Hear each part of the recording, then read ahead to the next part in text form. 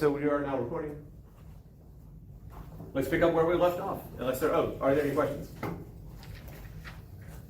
related to physics or hideous diseases?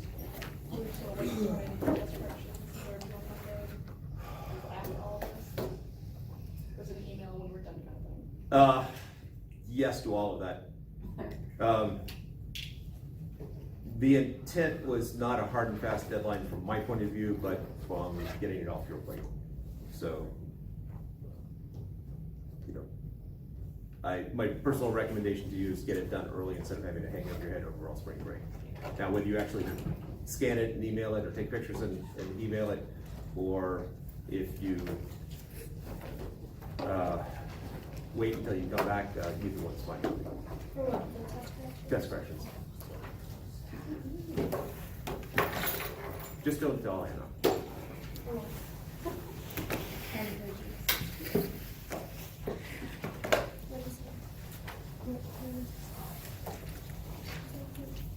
All right.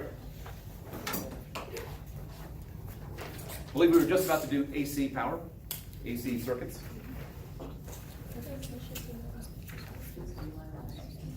We will get to that. Probably.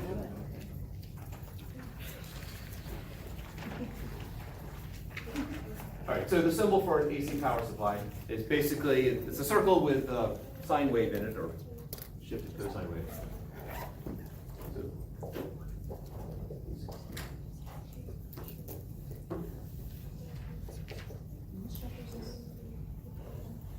I don't know.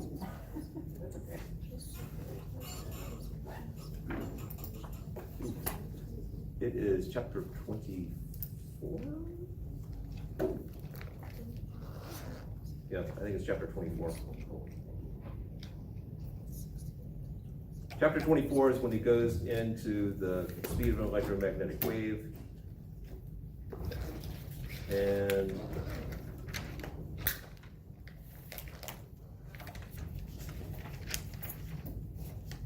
let's say 24 for now.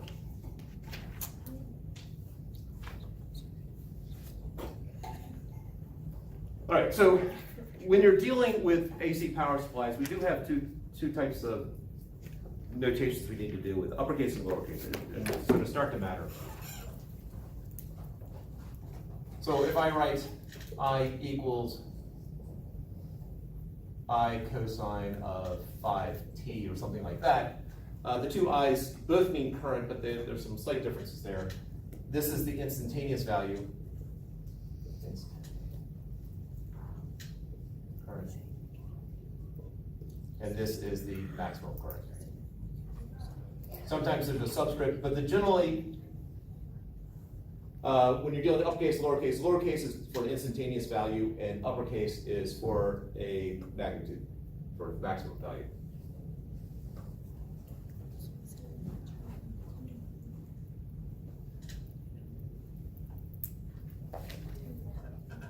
Now AC power supply was going to have voltage going back and forth, and so you might see one of two notations. You might see V is equal to sort of capital V cosine or sine omega t plus phi. That's sort of the generic.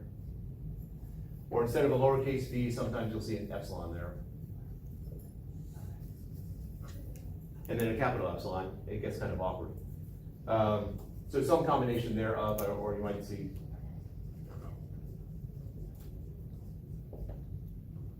that's an epsilon there. So for whatever reason, we tend to use, I tend to use EMF now more than I did when dealing with DC. All right, questions on just basically notation at this point. All right, so let's take a look at a circuit, the R circuit. So basically I have a circuit with a resistor in it. I know that Ohm's law still matters here, that the potential going around, so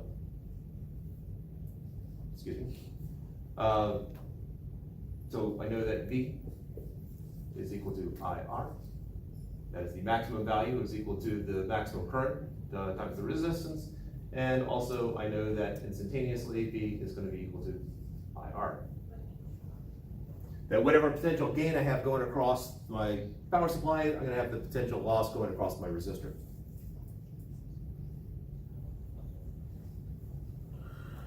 The important thing to recognize now is that this R here, resistance, this is just a number. So if the current across the resistor is, say, 5 amperes cosine of 4t, and my resistance is 4 ohms, then the potential difference across my power supply is just going to be, well, you multiply them. 20 volts cosine of 4t.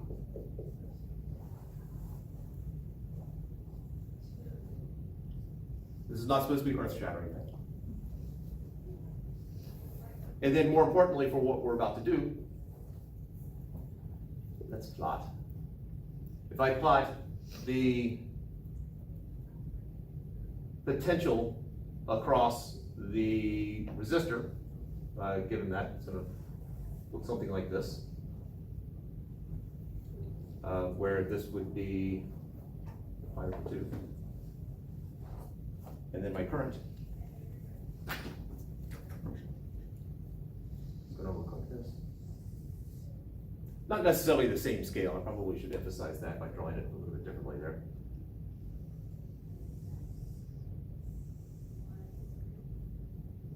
That's current. Now the reason why I have different amplitudes there is the fact that they're on 2 different scales. One's in volts, one's in amperes. But the important thing to see here is that they are in phase.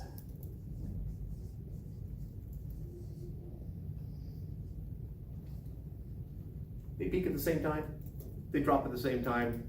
The only difference is that one is an elongation of the other one.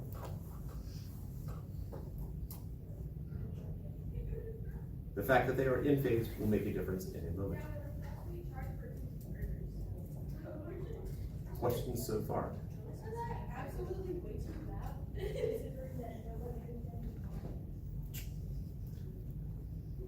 All right, phasers.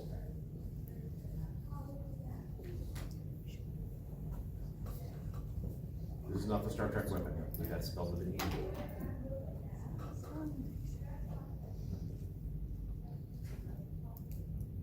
A phaser is just a way of visualizing what's going on in an AC circuit. So if this is a phaser right here. Imagine it is an arrow that is spinning around counterclockwise at some angular speed of omega.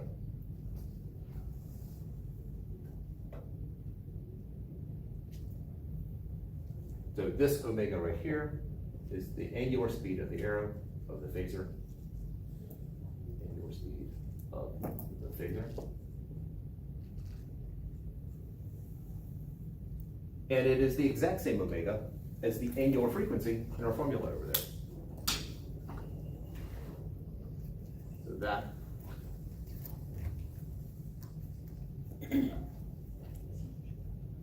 same value.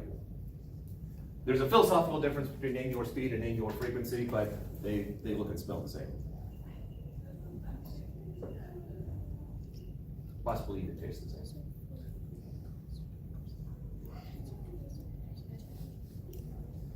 So, when dealing with a phaser, so if I had a phaser to describe this current right here, I draw the phaser anywhere because we have this phaser that's spinning around, and so where it actually is sitting is really dependent on how you want to draw it. So typically when you're drawing a phaser, it's in the first quadrant, but for no particular reason other than just have it. This phaser would represent 5 amperes because the magnitude of this should be the magnitude of the current. And if you project it down onto the horizontal axis here, this right here is the instantaneous value.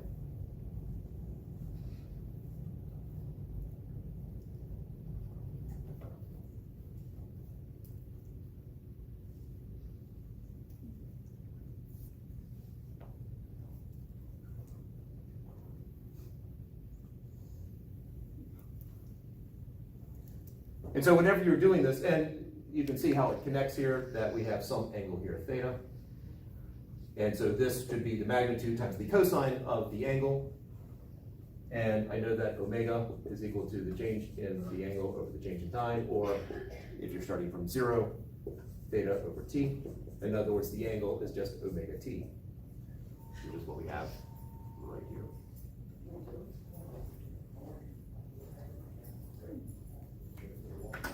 The phi here is known as the phase shift.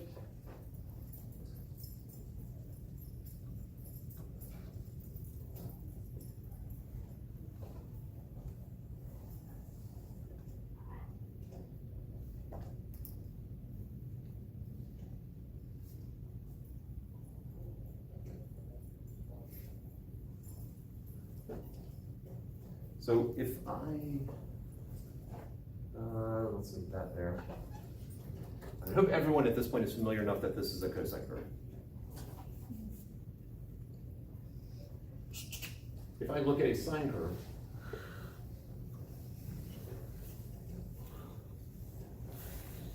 recognize that's just a shifted cosine curve.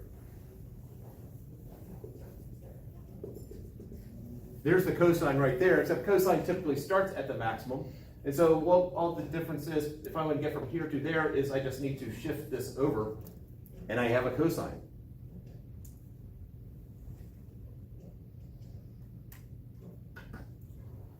If I shift something to the left, then, let's make sure I put in the sign the correct way. So this is cosine of omega t, some amplitude times the cosine of omega t. This is the amplitude of sine times omega t. Then shifting it, this is also amplitude times the sine of omega t. And then it's either going to be plus or minus phi. Let's see. So plus pi over 2.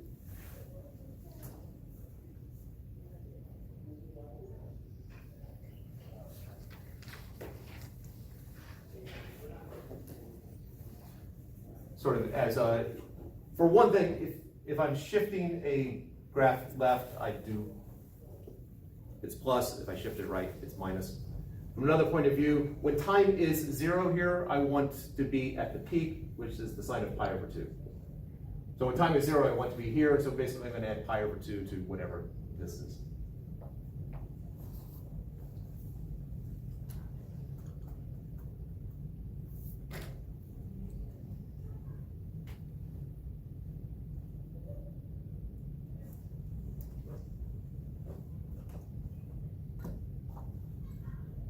Questions here? Just setting a foundation with a lot of loose facts. We'll pull it all together. Much to your delight.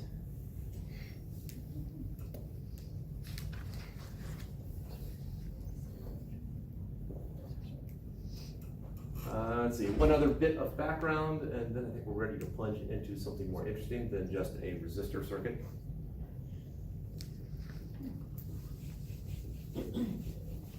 And ultimately get to Eli Day span.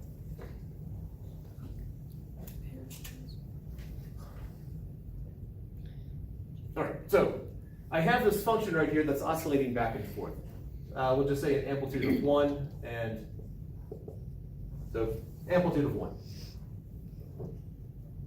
Now, if I'm dealing with voltage, I have this voltage going back and forth. Typically, since this thing in the US, the thing's oscillating back and forth 60 times a second, so knowing what the voltage is, instantaneous voltage at any particular moment, really doesn't make a lot of sense. So I need to know what the voltage is at 0.0001 seconds. And yes, you should be able to do that. However, in terms of everyday electricity, it really doesn't, it's not particularly helpful. What you do want is a changing of, you want current flowing, doesn't necessarily have to be flowing all in one direction, obviously. And so we need to figure out what is the average value. So if I have a function, and we can just take a look at just the first cycle here, what is the average value of this function from here to here? 0. Yes. But that does not mean that our average voltage is 0 in the fact that nothing ever runs. I think hopefully you understand the fact that there's electricity running through these lights here. And so they came up with something that works better, that since the actual value is not as critical, first thing they did is they squared it so you have only positive numbers. Because the fact that this is negative is not particularly useful in terms of, is it going to make something run or not? Again, what you need is something moving, doesn't really matter which way it's moving. And so they square this, and so the function now looks like something like that. They find the average of this, which is going to be somewhere around here, and then they take the square root. So if you find the average of this, it turns out the average of this, actually should have been down here, is 1/2. And then you take the square root of that, and you get the square root of 1/2, which is the square root of 2/2, which is roughly 0.707 something. This is known as the RMS value, or root mean squared, which is basically the reverse order of what you actually do. Because in reality, what you do is you square it, you find the average or the mean, and then you take the square root. But it's called the RMS value. So the RMS value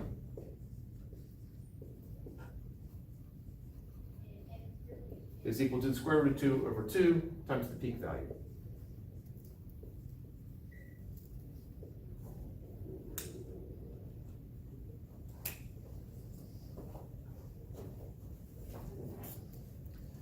So if I take the multimeter, it defaults comes up on DC here, but we want AC. So I switch it over, I click the select button, and it now says AC in the upper left corner. I'm measuring voltage here, and so now I can stick the leads into an outlet. And it's automatically assuming that we're talking about DC. And it says 124.2.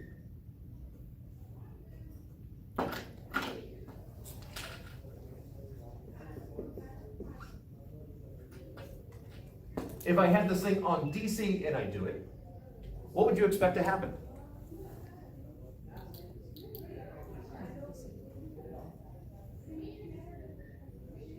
Because we've only used DC for this thing, but when you've measured voltages or resistance, and when you measured anything with DC, what is it actually measuring?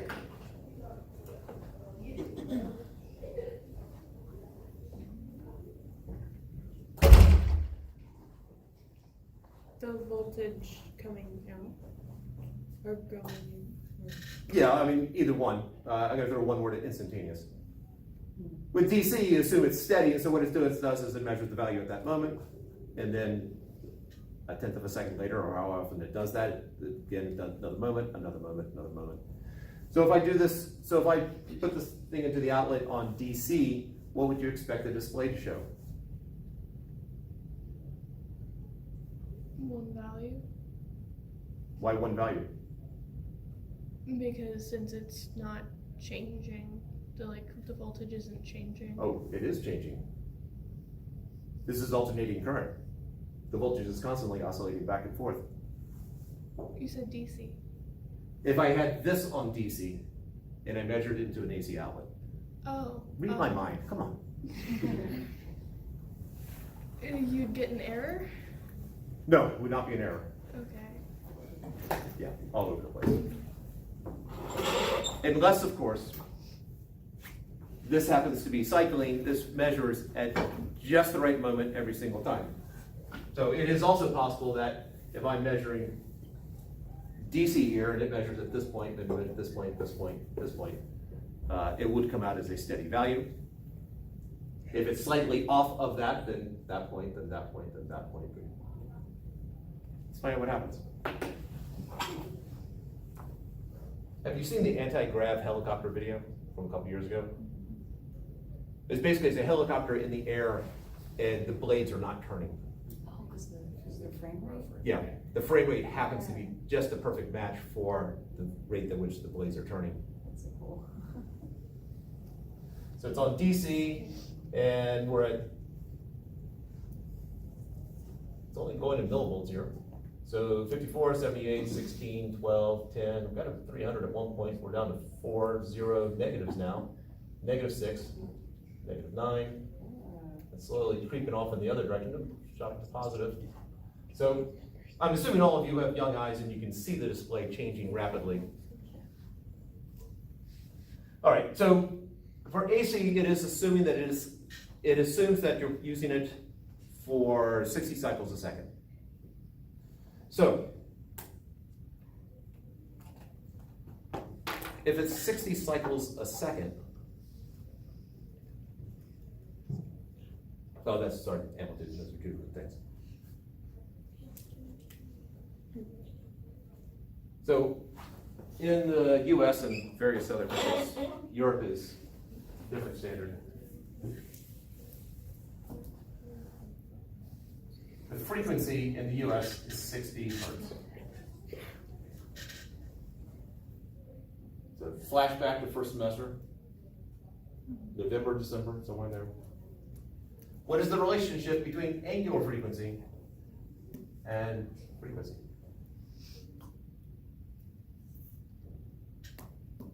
They're inverse? Or No, like frequency and period are inverses. time period or inverses?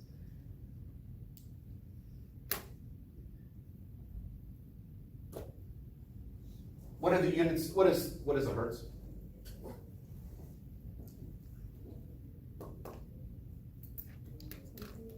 Per second? Pardon? Something per second? It is. What is the something?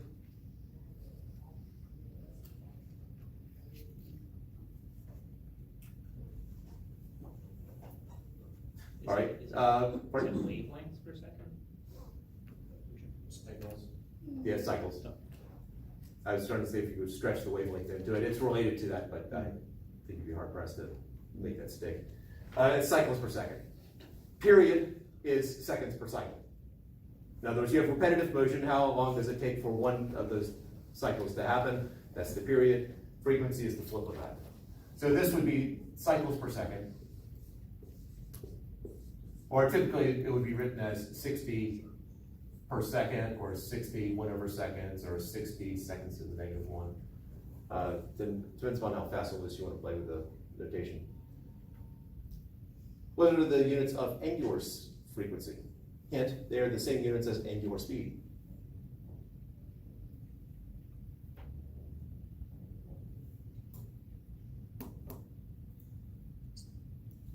Meters per radian? No. Rad per second? Say it again? Rad per second? Yes. So the units of angular frequency are radians per second. Let's clear some space here. All right. So the units of frequency, the SI units, is a hertz, or a cycle per second.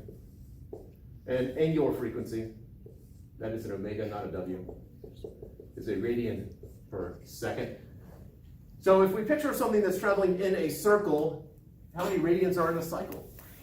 2 pi. So if we take this and multiply by 2 pi radians per cycle, we get this. So omega is equal to 2 pi times the frequency.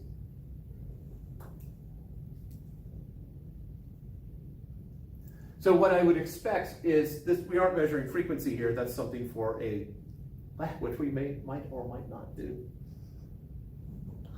I assume all of you have AC power supplies at home as well as multimeters and the LabQuest equipment. All right. One of those things. One of those things? Yes. You have access to an outlet? Is that the... No, 2. All right. See, if I wait a little bit longer, will it be 3? No. We could do group labs through the video. You would just do the lab and we get the data and watch you do And it might come back. I sort of pictured that I would get to grade if it truly is 2 weeks of spring break and not just a week of spring break and then back to online classes, or well, we have class on Monday and whatever that ends up being. I could very well see it's 2 weeks of my shooting video and doing labs in front of the camera. That would be exciting. Ooh, I can just delete all the ones that get bad results. There you go. All right, so we are 60 cycles a second, and so the angular frequency I would expect would be 2 pi times 60 hertz, which ends up being 369 376.991. radians per second.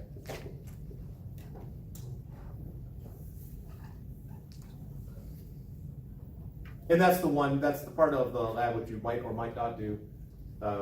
You'll be using the lab quest to measure voltage or current running through something with AC power supply. And you should be seeing something very close to that.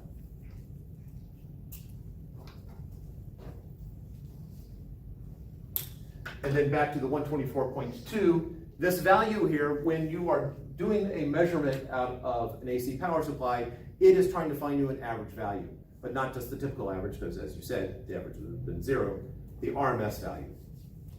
And so this is the RMS value of the peak voltage. So V RMS, again, it is a specific value, so it's a capital letter, not a lowercase letter, is equal to 124.2 volts. And therefore, the peak value should be 124.2 volts divided by square root of 2 over 2. Or we can also write that as 124.2 times the square root of 2 volts, or actually do the math, and you get 169. 175. 175. 0.65. 0.65?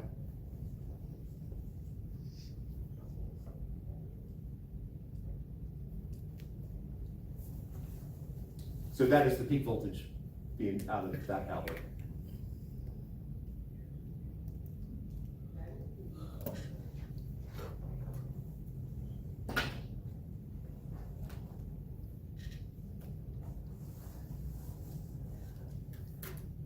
All right, questions at this point?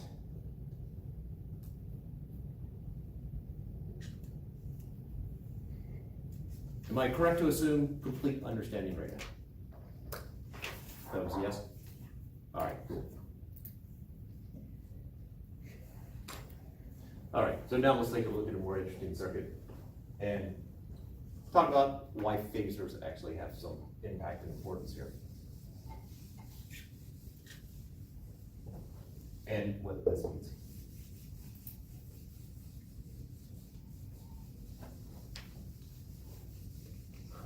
I had a different memory trick. This is a memory trick here. I had a different memory trick for it, but then one of my students said, oh, what she had been taught from another teacher was this, and that seemed to stick better.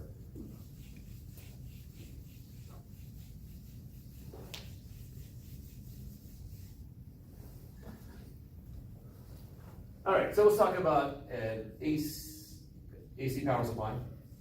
And this time I'm going to throw a capacitor into it.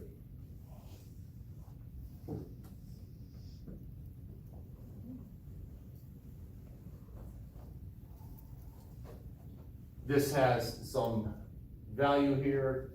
So V is equal to some maximum value times, why not cosine of omega t. We typically, in board problems, we're not going to have a phase shift in there. In other words, it's just omega t, not omega t plus phi.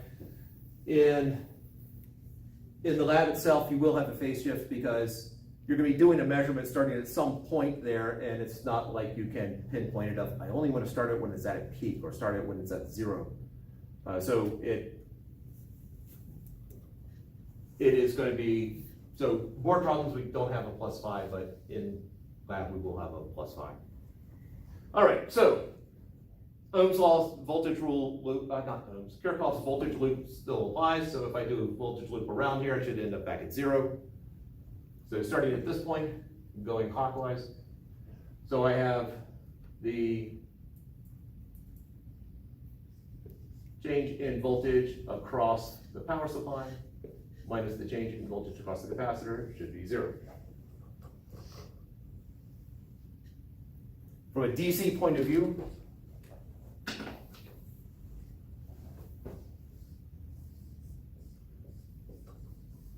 if I have this hooked up to a battery, here's my positive and negative side. Negative side has the electrons, which show up on this plate, so that's negative, that's positive. And so as I go around the loop, I gain going across my power supply, then I'm going from positive to negative on the capacitor, so I lose going across the capacitor.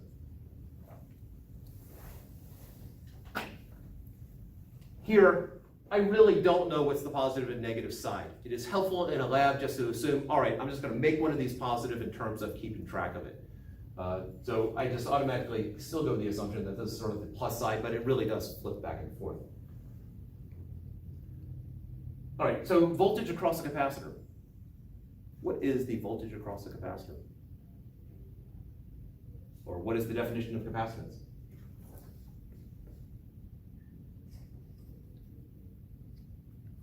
Charge over change in voltage. And so therefore the change in voltage would be Q over C. And so what we have here is this epsilon cosine omega t minus, going lowercase since we're talking about instantaneous values, over C equals 0. I want to solve for Q. This is the thing that's fluctuating over here.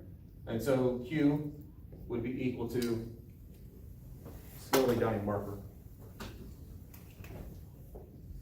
Q would be equal to, bring this over, multiply by C, so C times epsilon cosine omega t. So we now have a formula for the charge that's sitting on top of the plates.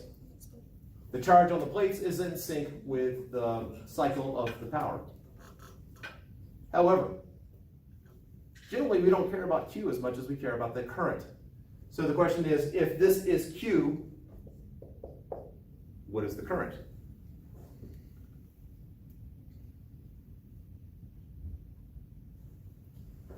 Well, let's go back to the stuff that we did the other day.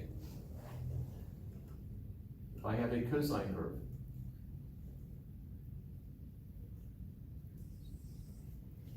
what is the slope? Negative sign.